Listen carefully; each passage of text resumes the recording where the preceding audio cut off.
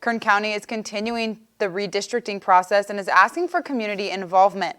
Eyewitness News reporter Savannah Welch was at their first hearing today and joins us now with how the public is responding. Savannah.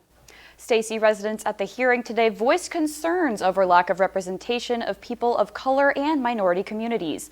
I spoke with residents who say this change is a long time coming.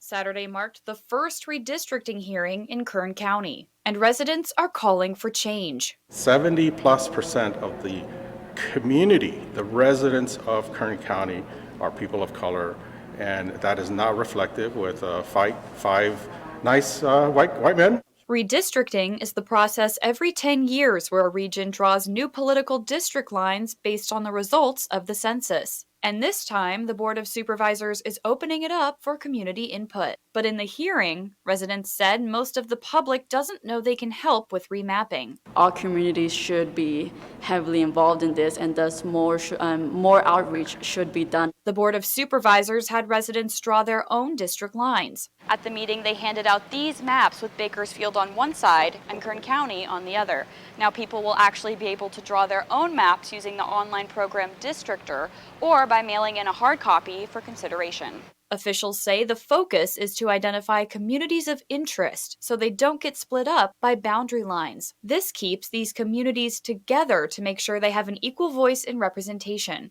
Conflict over district lines is not new. In 2018, a large Latino community in Kern County sued the Board of Supervisors, saying the division of district boundary lines violated their voting rights. Garcia says residents are hoping to see a map that better reflects the county's demographics. There's a great need for change, and I'm hoping that with 2020 census results coming through, that will be reflected.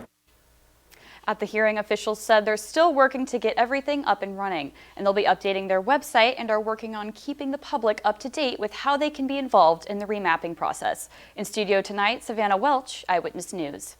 Is there a story you think we should investigate? Call our Eyewitness News tip line at 869-2929.